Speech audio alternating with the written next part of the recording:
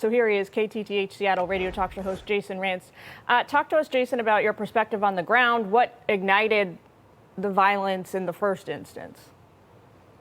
Well, in the first instance, we could have seen this coming. They were given a permit at Cal Anderson Park, which was the park made famous during the autonomous zone of summer of 2020, the so-called Summer of Love.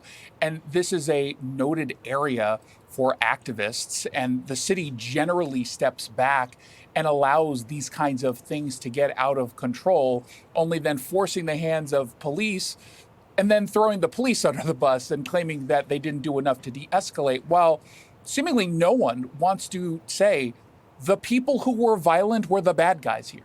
They are the ones who started this. You had a bunch of religious folks who were simply worshiping. It wasn't even so much about the messaging around protecting our kids. A lot of what they were doing was simply singing and dancing and showing their faith. But in Seattle, you're not allowed to do that, especially when Antifa elements and other very extremist radicals show up and say, yeah, you're not going to be able to do this in my neighborhood. And then, of course, last night, the response was exactly what you would think. A bunch of the same fringe activists surrounding people who were just peacefully, not even protesting. It just became a concert, essentially. Again, singing and dancing and showing their faith, and a number of arrests. And yet again, a mayor, in this case, Bruce Harrell, who's not only blaming the Christian worshipers, but claiming that anyone who's calling him out for his poor response is doing so because they want to target him because he's black and biracial. It was such a weird statement that this mayor released over the course of the last couple days. Here's what he said. He said, this is his office speaking on his behalf, Seattle's proud of our reputation as a welcoming, inclusive city for LGBTQ plus communities. We stand with our trans neighbors when they face bigotry and injustice. Saturday's far-right rally was held here for this very reason, to provoke a reaction by promoting beliefs that are inherently opposed to our city's values in the heart of the city's most prominent LGBTQ plus neighborhood. So that's his perspective.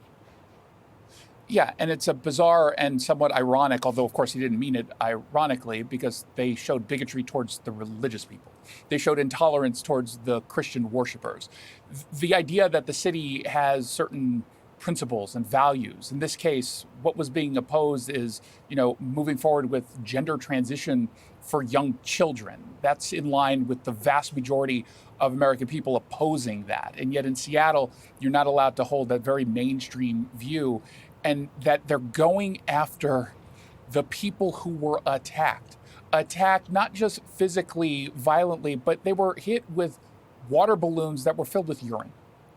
This is going too far, and that they don't acknowledge that that's going too far and immediately condemn it in strong terms and demand that these folks actually be prosecuted just ensures that this is going to continue to happen. And we've already seen the consequences in Seattle and other blue cities across this country. What happens when you allow a small group of radical, violent extremists to basically do whatever it is they want? Well, we will be following, of course, the FBI's probe into this incident now, unfolding incident, I guess, because it's been going on a few days. Jason, thanks for taking time with us. Appreciate it. Thank you. Hey, it's Will Cain. Click here to subscribe to the Fox News channel on YouTube. It's the best way to get our latest interviews and highlights. And click to subscribe to the Will Cain podcast for full episodes right now.